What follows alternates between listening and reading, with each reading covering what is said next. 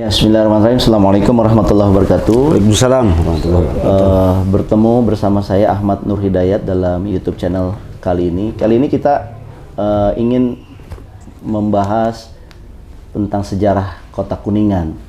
Dan saat ini saya berada di tengah-tengah bapak-bapak sekalian ini yang paling paham sekali lah, insya Allah secara resmi gitu ya, bukan kaleng-kalengan, tentang sejarah Kuningan.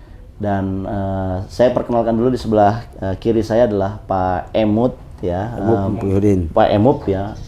Beliau ini adalah Kabid Kebudayaan dari Dinas Pendidikan dan Kebudayaan Kabupaten Kuningan. Terima kasih Pak Emut sudah bersedia memenuhi kedatangan kita. Dan juga ada teman-teman yang lain dari anak-anak muda di Kuningan yang mendampingi saya. Kita cair aja Pak, kita santai aja. Berdiskusi tentang, ada pertanyaan yang tadi kita juga sudah dengar dari kalangan masyarakat. Sebetulnya hari jadi Kota Kuningan ini ada yang mengatakan bukan 1 September tetapi di tanggal yang lain. Ada yang mengatakan 5 Januari. Dan kalau boleh tahu Pak Mob, apakah kemudian ini menjadi hal yang apa istilahnya perlu diperdebatkan gitu di kalangan masyarakat, atau sebenarnya ini bisa dicarikan titik temu? Tapi sebelum itu mungkin Pak Mob bisa sedikit cerita sebenarnya tanggal 1 September itu dasarnya apa?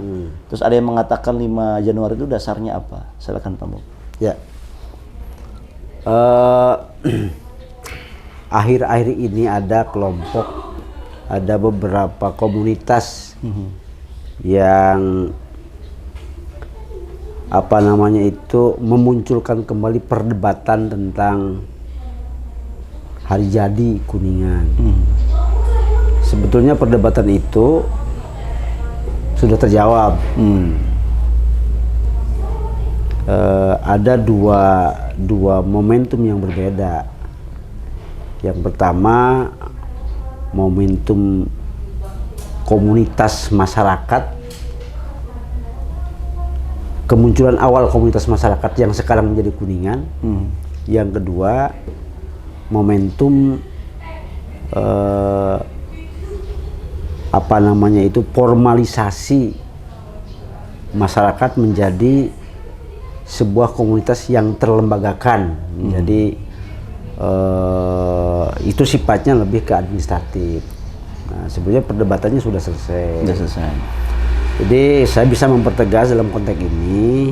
Pertama, kalau orang menyebut tanggal 5 Januari itu momentumnya beda dengan tanggal 1 September. Kalau 1 September itu berhubungan dengan masalah filsafat, berkaitan dengan masalah sejarah, berkaitan dengan masalah filologi, komunitas manusia yang sekarang mendiami wilayah Kuningan. Itu orang menyebut tanggal itu adalah tanggal lahirnya Kuningan. Jadi kalau klausanya yang benar adalah 1 September adalah hari jadi Kuningan, bukan hari jadi Kabupaten Kuningan. Hari jadi Kuningan sebagai kota atau sebagai komunitas gitu Pak ya? Ya. 5 Januari itu adalah tanggal dikeluarkannya surat keputusan dari Komisaris Jenderal Belanda saat itu. Tahun ya abad 19. Abad 19. Dengan keputusan nomor berapa saya kurang paham. Jadi yang luar keputusan itu tentang berdirinya Kabupaten Kuningan. Yang luar itu pemerintah Belanda berarti? Ya, gitu. Tahun 1819 kalau nggak salah. Kalau 1 September itu tahun berapa Pak komunitas yang dianggap pertama kali ada? Itu lama. Abad 15-an. Abad 15. Abad 15. Jadi 1400-an begitu Pak ya? 1419 atau berapa lah? Oke. Sekitar tahun ituan lah. Iya. Jadi sebetulnya perdebatan tentang hari jadi itu sudah tidak ada lagi. Nah, sekarang tegasnya adalah 1 September adalah sebagai hari jadi Kuningan, dan tanggal 5 Januari orang boleh mengatakan itu hari jadi Kabupaten Kuningan. sebagai pemerintahan. Sebagai satu pemerintahan. Iya. Administrasi lah gitu ya. Iya, iya, oke. Ya, penting bagi kita itu adalah bagaimana mengisi dua momentum itu. Iya, iya.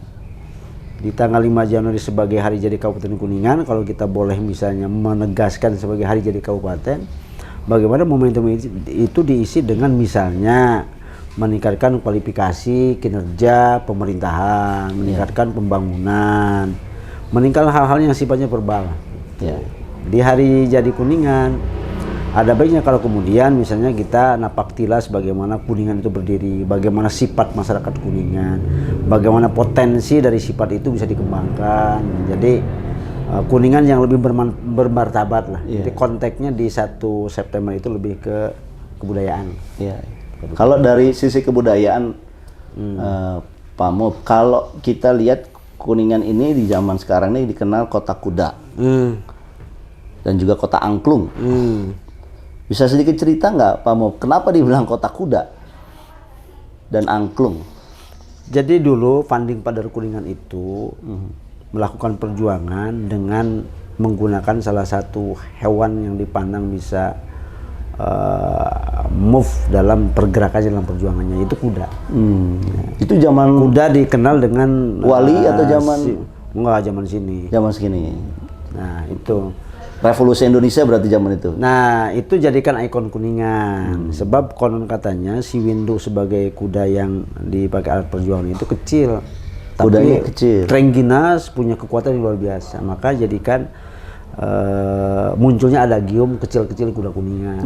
Kecil-kecil kuda Kuningan. Itu sebetulnya. Iya, iya, iya. Yang kedua tentang angklung, kita memang sudah memproklamirkan bahwa Kuningan sebagai penangklung. Nah, itu sebetulnya bukan tanpa dasar. Itu ada dasar yang histori gitulah. Jadi gini, perundingan Linggarjati dilaksanakan tanggal 11 sampai 14 November 46. Nah, sebelum perundingan dilaksanakan, Soekarno meminta ke delegasi Indonesia agar ke panitia saat itu meminta agar para tamu itu dijamu dengan kesenian. Di Kuningan kebetulan ada Daeng Sutigna, tokoh angklung Jawa Barat. Kemudian dia menjadi guru di Kuningan. Nah, maka diputuskanlah ada komunikasi panitia perundingan dengan tokoh seni Kuningan dengan Pak Sutigna. Nah, waktu itu Wanda Musik Angklung itu Daeng Sutigna adalah tokoh angklung. Maka yang disodorkan untuk menghormat tamu delegasi perundingan ini angklung. Hanya kalau angklung saat itu masih pentatonis. Yang pentatonis tidak nyaman di telinga orang-orang Eropa. Maka kemudian ada upaya, ada keinginan untuk mengubah nada angklung dari pentatonis ke diatonis. Nah, yang mengubah nada itu adalah orang Kuningan. Yaitu Pak Kuci Tangtu atau dikenal Pak Kuci. Pak Kuci. Desa apa tuh Pak beliau? Desa Citangtu. Kelurahan Citangtu. Nah, jadi saya pikir bukan mengada-ngada kalau Kuningan kemudian punya keinginan untuk menjadikan Kuningan sebagai Kabupaten Angklung. Karena ada sejarah. Ada sejarah. Hanya tinggal kemudian pertanyaannya, bagaimana status Kabupaten Angklung itu bisa diisi sesuai dengan sesuai dengan statusnya gitu. Iya, menarik. Kita memang sedang ikhtiar. Kita mencoba memasukkan angklung dalam kurikulum sekolah. Bagaimana seni budaya tradisi itu nuansa angklungnya itu masuk. Iya, betul. Ada cara-cara lain yang sedang kita lakukan. Itu kira-kira. Dalam konteks yang lebih up to date Pak, kalau kita sekarang nih udah baru di awal tahun 2022.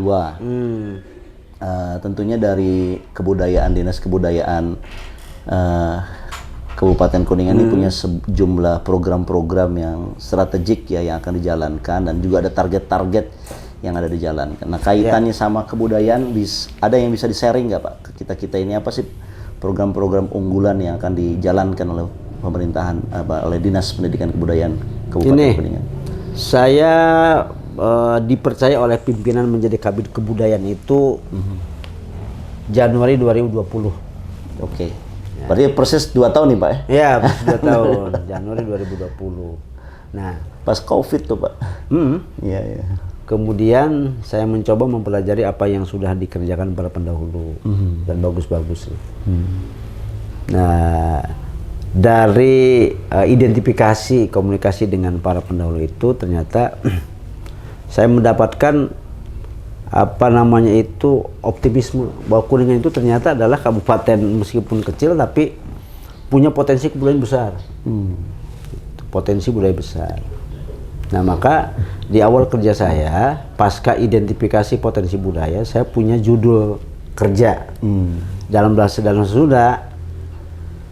Sunda berbunyi ngaroris merenahkeun jeung matehkeun banda budaya nu bacacal. Maksudnya ngaroris itu artinya mengidentifikasi, menggali, mendata potensi budaya. Merenahkeun artinya menempatkan potensi budaya itu menjadi sesuatu yang bisa didengar, bisa dilihat, bisa dirasakan, bisa dinikmati. Kemudian yang ketiga matehkeun itu memanfaatkan. Nah, banda budaya artinya karya-karya budaya nu bacacar yang masih tercecer. Gitu. Jadi kita tidak perlu mengeksplorasi, kita tidak perlu mengembangkan untuk menampilkan yang sudah ada pun kita sudah kewalahan sebetulnya. Gitu. Nah, itu yang sedang dilakukan. Nah, yang kedua, saya mencoba meyakinkan, memberikan penjelasan ke masyarakat tentang definisi budaya, batasan budaya. Masyarakat kan masih cenderung mengidentikan budaya itu dengan seni. Padahal tidak sekedar seni. Padahal lebih dari itu. Banyak objek. Kebudayaan lebih dari itu. 5 tahun 2017 tentang pemajuan kebudayaan, sedikitnya ada 10 objek pemajuan kebudayaan. Nah, dari 10 objek itu kita sedang mencoba. Apa aja kita gali 10 itu Pak selain seni? Manuskrip, adat istiadat, kemudian seni, bahasa. Apalagi ritus, banyak ada 10. Nah, dan dari ke-10 itu ternyata dari 10 objek itu di Kuningan saya yakin ada. Ritus di Kuningan banyak, betul. Manuskrip juga ada, seni ya sudah jelas. Bahasa lebih-lebih. Kuningan bahasa ibunya bahasa Sunda. Tapi Kuningan punya uniqueness bahasa, punya kekhasan bahasa. Yaitu bahasa Sunda wewengkon Kuningan. Artinya bahasa Sunda Kuningan itu ada banyak kosakata yang beda dengan di pengguna bahasa Sunda di wilayah yang lain. Kemarin di September 2021 kita sudah menerbitkan buku kamus bahasa Sunda wewengkon Kuningan. Tidak kepalang, ada 2192 kosakata bahasa Sunda wewengkon Kuningan yang kemudian direvisi tambahan menjadi ada 2226. Dan kemungkinan berkembangnya kosakata bahasa wewengkon Kuningan masih mungkin terjadi. Karena ya bahasa itu kan sifatnya arbitrer, mana suka gitu lah. Iya, betul. Jadi contoh kalau Mas Hidayat misalnya menyebut kata menit, pasti menit itu diartikan 1/60 jam atau 60 detik. Tapi di kita menit itu artinya pening. Nah, seperti itu. Nah, itu kekayaan budaya. Bahasa termasuk satu kekayaan budaya. Dan di Kuningan ada. Nah, itu yang sedang kita coba kembangkan. Ritus, kita punya Cingcowong, punya Benta-Benti, Pesta Dadu, macam banyak. Dan saya pernah menghitung, jangan-jangan karena ritus itu adalah upacara khas yang dilakukan secara turun-temurun oleh satu komunitas, jangan-jangan di setiap desa di Kuningan ada. Kalau asumsi itu benar, maka tidak kurang dari 364 ritus ada di Kuningan. Bukan tidak mungkin. Nah, kita sedang mencoba melakukan penggalian. Kemudian sejarah juga termasuk bagian dari kebudayaan. Kita sedang coba di samping sejarah Kuningan sebagai maskot wilayah kita, kita juga sedang mencoba bagaimana ada sejarah-sejarah yang muncul dari pelosok, sejarah desa, sejarah tempat-tempat penting di Kuningan. Itu saya kira akan menjadi sebuah kekayaan dan akan bermanfaat untuk pembangunan Kuningan.